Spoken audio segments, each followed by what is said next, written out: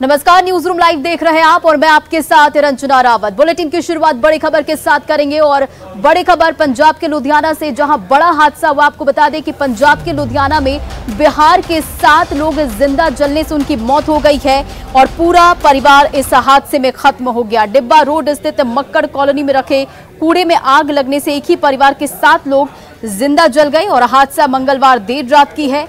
आग की सूचना मिलते ही पुलिस और फायर ब्रिगेड की टीम मौके पर पहुंची और किसी तरह से आग पर काबू पाया गया। झुग्गी के अंदर 7 सदस्यों के शव बुरी तरह से जले मिले और सभी मृतक बिहार के समस्तीपुर जिले के रहने वाले थे। मरने वालों में 5 बच्चे भी शामिल हैं। दरअसल सुरेश कुमार यहां कबाड़ का काम करता था और सुरेश अपनी पत्नी अरुणा और 6 बच्चों के साथ यहां रहते थे और इस घटना में उसका बड़ा बेटा राजेश बचा है क्योंकि वो रात को अपने दोस्त के घर चला गया। तो देखिए ये बड़ी खबर, जहां लुधियाना में ये बड़ा हादसा हुआ है। आपको बता दें कि इस हादसे में 5 बच्चे भी जिंदा जल गए हैं। एक ही परिवार के 7 लोगों की मौत हो गई और सभी समस्तीपुर के रहने वाले बताए जा रहे हैं। सानू रात कोई पौने 3 बजे इतलाह मिली सी जी भी मक्कड़ कलोनी कूड़ा डंप लागे झुग्गी जग लगी आ। उत्थे असीं मौके ते गए आ ते जांदिआं नूं मतलब फायर ब्रिगेड आया, सारा कुछ अग बुझाई। उत्थे जिहड़ा अपने सरे सानी नां दा बंदा रहिंदा सी, उत्थे सरे सानी नां दा बंदा रहिंदा सी। इहदे 6 बच्चे ने। ਇਹਦਾ ਜਿਹੜਾ ਸਭ ਤੋਂ ਵੱਡਾ ਰਜੇਸ਼ ਬੇਟਾ ਉਹ ਕਿਸੇ ਆਪਣੇ ਦੋਸਤ ਕੋਲ ਸੁੱਤਾ ਸੀ। ਆਪਣੇ ਜਿਹੜਾ ਹੈਗਾ ਮੁਕੇਸ਼ ਸਾਨੀ, ਸਰੇ ਸਾਨੀ, ਇਹਦੀ ਵਾਈਫ ਤੇ 4 ਬੇਟੀਆਂ ਤੇ ਇੱਕ 2 ਸਾਲ ਦਾ ਬੇਟਾ, ਇਹ ਸੁੱਤੇ ਪਏ ਸੀ ਤੇ ਬਸ ਅੱਗ ਲੱਗਣ ਨਾਲ ਸਾਰਿਆਂ ਦੀ ਡੈਥ ਹੋ ਗਈ ਆ। और अगली बड़ी खबर झारखंड के साहिबगंज से, जहां एक ही परिवार के 3 युवकों की हत्या कर दी गई है। आपको बताते चले कि इसके बाद लोगों में आक्रोश है, लोग नाराज हैं और एनएचएससी को जाम कर आरोपियों की गिरफ्तारी की मांग कर रहे हैं। आपको बताते चले कि जिरवाबाड़ी थाना क्षेत्र के मदन शाही की यह घटना बताई जा रही है, जहां तीनों मृतक एक ही परिवार के सदस्य हैं। घटना की जानकारी मिलते ही पुलिस मौके पर पहुंची और हत्या की वजहों की जांच में जुट गई है। और इधर ट्रिपल मर्डर से नाराज लोगों ने हत्यारों की गिरफ्तारी की मांग करते हुए एनएचएससी को जाम कर दिया है। आक्रोशित लोगों को समझाने में पुलिस की टीम जुटी हुई है। में 3 व्यक्ति जो कि 2 पुत्र और एक माता थी, वो ईंट बनाने कार्य किया करते थे। वो रात में जब आंधी तूफान चला तो उस वक्त अपने घर से अपने जो बनाए हुए ईंटों को ढकने के लिए आई थी। अर्ली सुबह तक वो जब अपने घर नहीं पहुंची और तब यहाँ जब मजदूर लोग काम करने आए तो उन्होंने देखा कि वो तीनों मृत अवस्था में थे, जिसकी सूचना उनके द्वारा थाना को दी गई। अभी हम लोग यहाँ पर आए हैं और जांच पड़ताल कर रहे हैं, आगे की कार्रवाई की जा रही है। उधर रांची में वार्ड पार्षद की हत्या मामले का खुलासा हो गया। आपको बताते चले कि वार्ड पार्षद शबाना खान के पति रिंकू खान की हत्या कर दी गई थी और अब जो जानकारी निकलकर सामने आ रही है उसके मुताबिक हत्या जो है बिजनेस पार्टनर के द्वारा की गई है। जमीन कारोबारी रिंकू खान की हत्या की साजिश उसके बिजनेस पार्टनर मुर्शीद ने रची थी और 45 लाख रुपए के विवाद में मुर्शीद ने रिंकू खान की हत्या की सुपारी दी थी और मामले में पुलिस ने 5 आरोपियों को गिरफ्तार भी किया है, जबकि एक आरोपी पुलिस की गिरफ्त से बाहर है।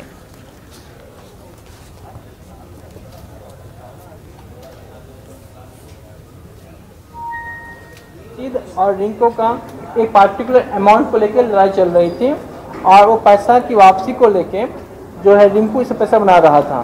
घटना के दिन इन्होंने एक प्लान किया, प्लान के माध्यम से उसको अपने बात हुई कि ठीक है, उन्होंने कॉल किया पैसा कब दोगे, तो मेरे घर पे पहुंचो। घर पे बुलाया और घर पे बुला के इनके पास पहले से ही प्रोफेशनल शूटर्स थे, क्रिमिनल्स थे और साथ ही इनके जो निकट करीबी लोग थे उन्होंने किसी ने अपना हथियार प्रोवाइड कराया, किसी ने बाइक प्रोवाइड कराया, किसी ने इंफॉर्मेशन दिया।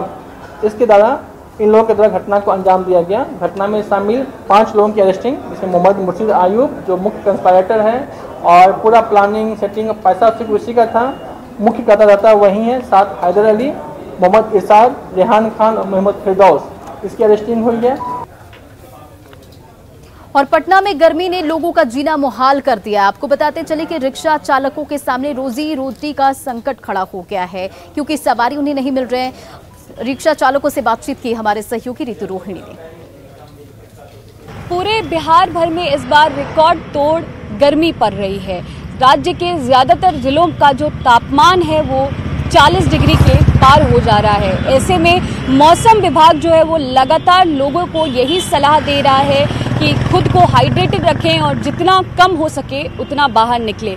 मगर ऐसे में भी एक तबका ऐसा है जिस पे इस गर्मी की मार जो है वो ऐसे पड़ी है कि उनको बेरोजगार ही बना डाला है। मैं बात कर रही हूँ रिक्शा ठेला चलाने वालों की। 200-400 रुपया हम लोग कमाते हैं सुबह शाम मिल के, बाल बच्चा खाता है, अपने खाते हैं और आ जाता है। मालिक को कितना देते हैं? मालिक को देते हैं हम लोग 40 रुपया। सवारी मिले चाहे नहीं देना पड़ता है? हाँ, वो चलाइए या ना चलाइए, गाड़ी हमारे जिम्मे है, 40 रुपये रोज देना है। और बहुत हालत खराब हो रहा है गर्मी से। जब तक कमाए धमाए हुआ खाया पिया सूझ गए इधर उधर। सवारी मिलता है कोई 5-6 बजे के बाद, शाम में 5-6 बजे के बाद मिलता है। हाँ। एक दिन में कितना सवारी मिल जाता है? 200-250 खाए खाए। आपका रिक्शा अपना है कि किसी मालिक का है? मालिक का है।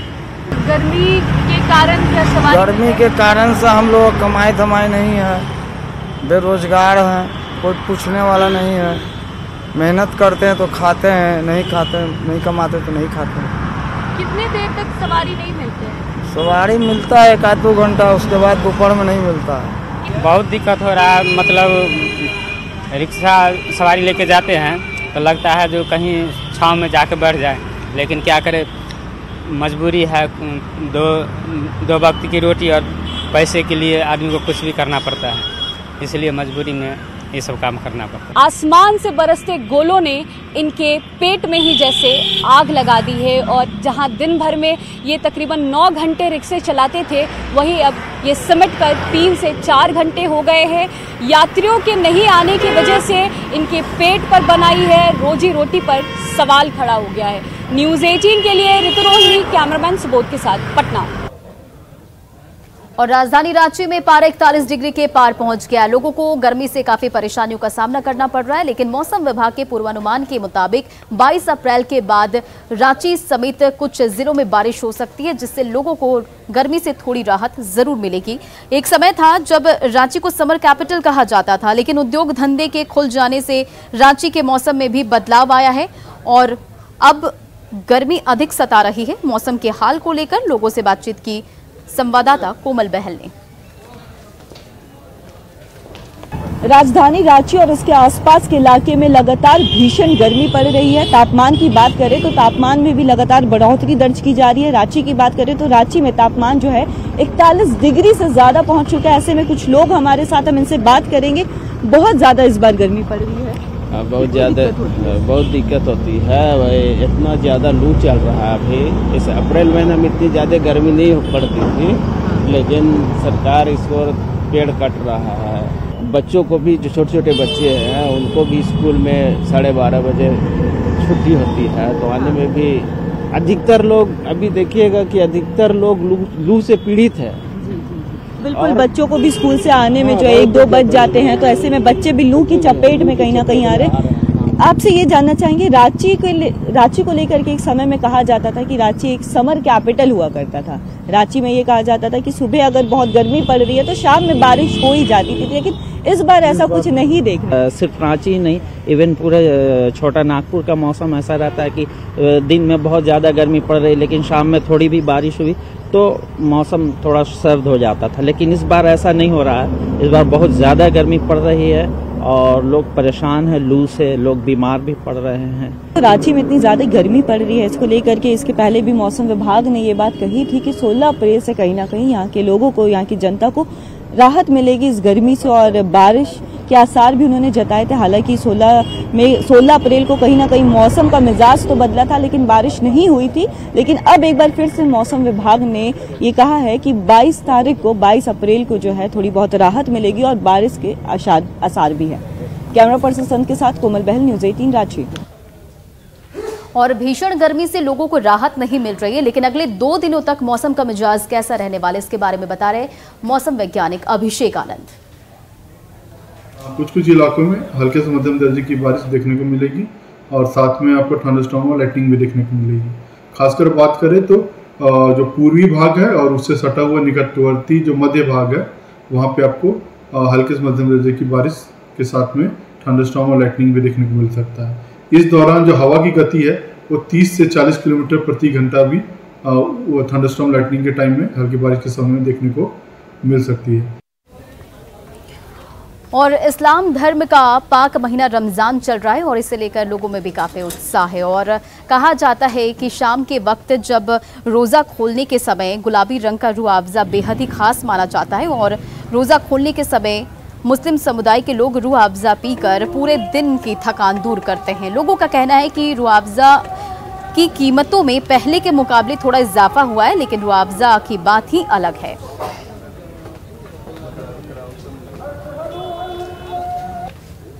रमज़ान के पाक महीने की शुरुआत हो चुकी है। ऐसे में पूरे दिन रोज़ा रखने के बाद जब शाम में सूरज ढलता है तब इफ्तारी का समय होता है। इफ्तारी में ये जो रूह अफ़ज़ा है काफ़ी खास माना जाता है। गुलाबी रंग के इस रूह अफ़ज़े को दस्तरखान में सजा दिया जाता है और हमारे साथ आप तस्वीरों के माध्यम से भी देख सकते हैं कि हमें अलग अलग किस्म के शरबत जो है यहाँ पे मौजूद है। हरे कलर का है, ऑरेंज कलर का है, साथ ही साथ रूह अफ़ज़ा भी यहाँ पे है। इससे कुछ खरीदार भी आए हुए हैं यहाँ पे रूह अफ़ज़ा की खरीदारी कर रहे हैं। उनसे ही बात करेंगे कि आखिर रमज़ान में रूह अफ़ज़ा का कितना महत्व होता है। रमज़ान में रूह अफ़ज़ा का इतना महत्व होता है कि पूरे दिन में लोग रोज़ा रखते हैं और इस रोज़े की रूह अफ़ज़ा की ख़ास जो ख़ासियत है वो रोज़ादारों की थकावट को दूर करती है। एवरी डे 10 कार्टून ला रहे हैं, 8 कार्टून ला रहे हैं, एवरी डे 10 से 8। इतना है कि दुकानदार दे नहीं पा रहा, इसकी वजह से दूसरे वैरायटी में रख लिया है। तो कीमत में भी कुछ उछाल है, 10 रुपये कीमत तो 20 बार बढ़ा है। तो कीमत में उछाल है लेकिन डिमांड लोगों का भी वही है, डिमांड वही है। अलग अलग तरीके के जो ड्रिंक्स आ रहे हैं उससे रूह अफ़ज़ा के उससे बेहतर है, सबसे अलग है, सबसे अलग फ्लेवर में भी अलग है, एनर्जी में भी अलग है। तो जैसा पीने के बाद लगता है कि हाँ रूह अफ़ज़ा। तो बिल्कुल जैसा कि इनका कहना है कि पूरे दिन की जो थकान होती है वो रूह अफ़ज़ा पीने से दूर हो जाती है। पहले भी इसकी कीमत में पहले के मुकाबले उछाल देखने को मिला है, लेकिन चूँकि ये इतना ज़्यादा असरदार होता है, रूहानी होता है, इसीलिए अभी तक जो है रूह अफ़ज़ा का क्रेज़ जो है मार्केट में बरकरार है। राशि और अरवल से बड़ी खबर, जहां दीवार गिरने से पिता पुत्र की मौत हो गई है। रामपुर में ये दर्दनाक सड़क हादसा हुआ है जहां पिता पुत्र की मौत हो गई है। आपको बताते चले कि बेटे को स्कूल छोड़ने जा रहे थे पिता और रास्ते में दीवार की चपेट में आ गए दोनों और इस दर्दनाक हादसे में पिता पुत्र की मौत हो गई।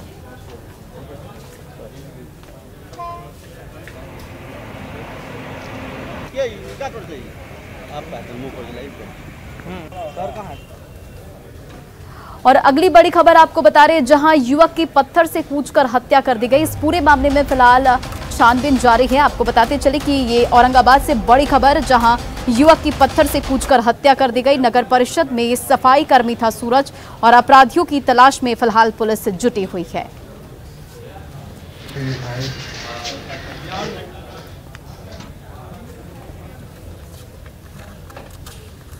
फाटक सो गए थे, खाना खाओ के फाटक नदी शमशान घाट, वही से हादसा में कोई मार दिया पत्थर से। अब ये नहीं बता सकते हैं कौन मारा है। कौन से मारा है लोग, ये नहीं पत्थर से मार दिया है, बड़ा वाला मैंने हत्या है ये। पत्थर से मारा, देखिए मैंने हत्या किया है लोग। और औरंगाबाद से अगली बड़ी खबर, जहां लापता युवक का शव बरामद किया गया है। शव मिलने से सनसनी फैल गई। आपको बताते चले कि मंगलवार से लापता था और हत्या के बाद शव फेंका गया है। पौथू के दुर्गा मंदिर के पास से शव बरामद किया गया है। दोस्त के फोन आने के बाद वो घर से निकला था और रस्सी से बंधा हाथ और पैर मिला है। आपको बताते चले ये बड़ी खबर औरंगाबाद से, जहां लापता युवक का शव बरामद किया गया है।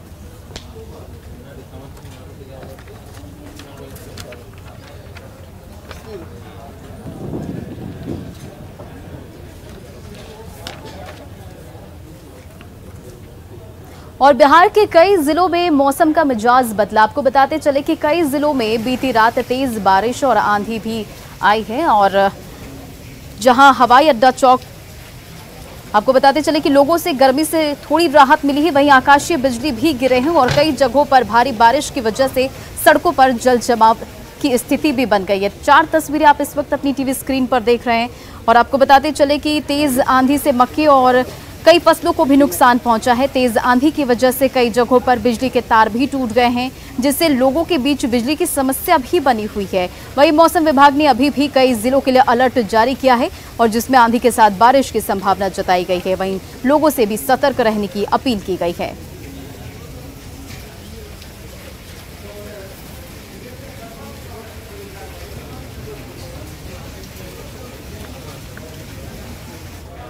और इधर शिवहर में देर रात हुए तेज बारिश और आंधी की वजह से 2 अलग अलग जगहों पर 2 लोगों की मौत की खबर सामने आई है। आपको बताते चले कि अचानक से मौसम का जो है वो मिजाज बदला है और उसके बाद तेज आंधी और तूफान के कारण काफी नुकसान हुआ है। और घर की दीवार गिरने से जहां एक महिला की मौत हो गई, तो वहीं दूसरी जगह घर पर पेड़ गिर गया और जिसमें दबकर एक बुजुर्ग की मौत हो गई। फिलहाल प्रशासन की टीम मौके पर पहुंची और नुकसान का जायजा ले रही है। लगने का कारण हुआ कि खाना, ये तो गरीब लोग है, खाना बना रही थी और खाना बनाने के क्रम में इतना तूफान काफी था कि जब तक समझता तब तक जो है सब जान बचा करके, जैसे आग लगा तो उसका घर था जिसमें खाना बना रही थी, लेकिन वो तो इतना भयंकर हो गया देखते देखते कि लोग नज़दीक आ भी नहीं पा रहे थे। लेकिन यहाँ के सैकड़ों लोगों के सूझबूझ से पंपी सेट जो है स्टार्ट करके बोरिंग से पानी डलाया गया। और अब बात गोपालगंज की, जहां 72 साल की जलेबिया देवी अपने बेटे और बहुओं की प्रताड़ना से वो घर छोड़कर चली गई। रिपोर्ट देखिए।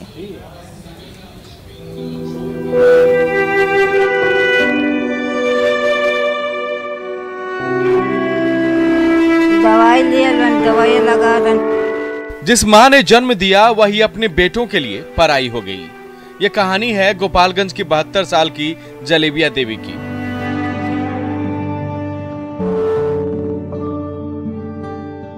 जिन्हें उनके बेटों ने बेसहारा छोड़ दिया। घर में 3 बेटे और 3 बहुएं हैं, लेकिन शारीरिक रूप से बीमार और लाचार मां को इतना प्रताड़ित किया गया कि उसने घर छोड़ दिया। महिला को घर में भरपेट खाना भी नहीं दिया जाता था और इस उम्र में भी उन पर काम करने का दबाव बनाया जाता था। 4-5 दिन से एक कहती है जे भतर कहती कल हमारा घर देरा में से, एक कहती है पुत कहती कल हमारा देरा में से तोरा के खाए का नहीं। कौन नहीं खाने के लिए दे रहा है? छोटकी बहू। हाँ। पतो नहीं दे रही खाने के लिए। हाँ। तो बेटा लोग मदद नहीं करता आपको? बेटा लोग तो वो करने के हवा से 12 से मार के निकाल देता है, तो वो जानते नहीं खा। कौन बेटा मारता है? छोटका मारेला, मझिला मारेला, दोनों मारते हैं। हाँ। कुछ दिन भटकने के बाद महिला पटना जंक्शन पर पहुंच गई। इस बीच जलेबिया देवी की बेटी और दामाद को पता चला कि वह पटना पहुंची हैं। तब उन्होंने मंत्री जनक राम से संपर्क किया। जब इस घटना की खबर मंत्री को मिली तो उन्होंने महिला को अपने आवास पर लाने का आदेश दिया। अब ये महिला मंत्री के घर पर ही हैं और मंत्री की पत्नी इनकी देखभाल कर रही हैं।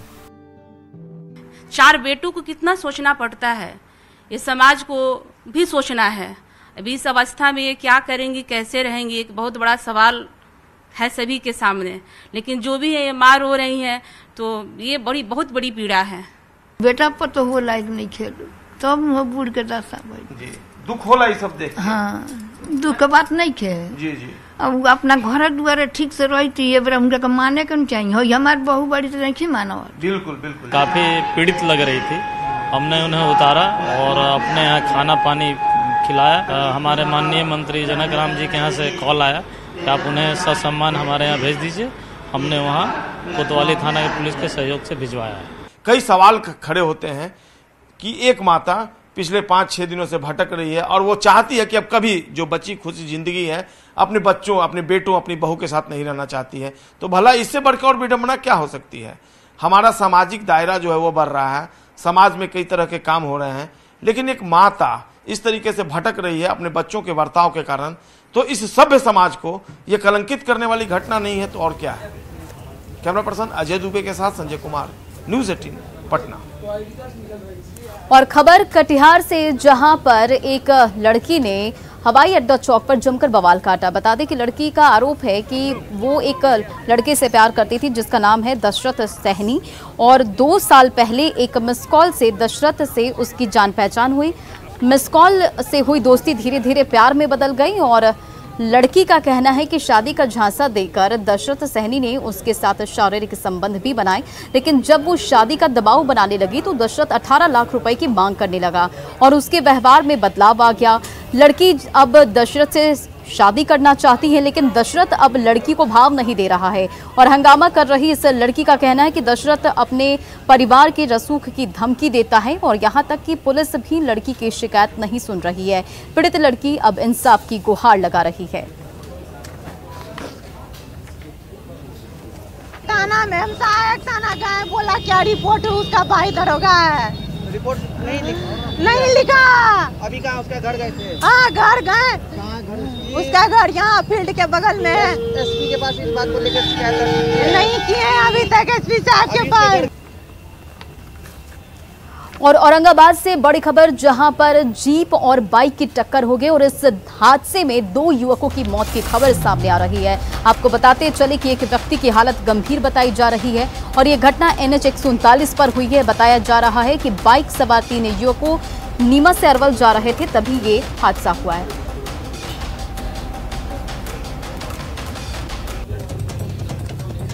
तो औरंगाबाद से ये बड़ी खबर आपको बता रहे हैं, जहां जीप और बाइक की टक्कर में 2 युवकों की मौत हो गई है। एक व्यक्ति की हालत गंभीर बताई जा रही है और ये घटना NH 139 पर हुई है। बताया जा रहा है कि बाइक सवार 3 युवक नीमा से अरवल जा रहे थे, तभी ये हादसा हुआ है।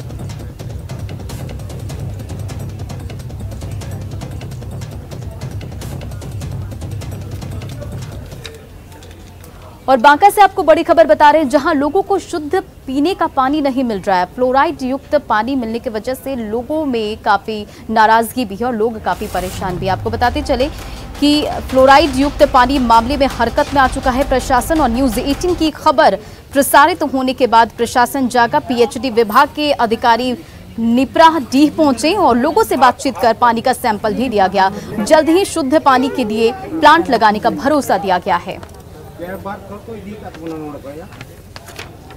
हमारी योजना लगी हुई है, इसको हम लोग देखवा लेते हैं। 2 दिन पहले उसका स्टार्टर जल गया था, आज वो दुरुस्त हो जाएगा। उसमें हम लोग WTP लगा के उसकी मात्रा को हम लोग ठीक कर देंगे। 1 सप्ताह में ये दुरुस्त हो जाएगी। WTP लगाने के पश्चात भी उसके हम लोग ट्रीटेड वाटर की जांच करेंगे, फिर हम लोग देखते हैं क्या उसमें हो सकता है। मतलब आप जो आज गए वहाँ पे क्या आपने देखा? क्या हमने कुछ देखा, विकलांगता तो बहुत ज़्यादा एक बूढ़े आदमी से हुई, थोड़ा सा विकलांग, बहुत ऐसा नहीं था, लेकिन दांतों में ट्रेसेस थोड़ा बहुत हम लोगों ने देखा। और फिलहाल इस बुलेटिन में इतना ही। बने रहा आप न्यूज 18 बिहार झारखंड के साथ।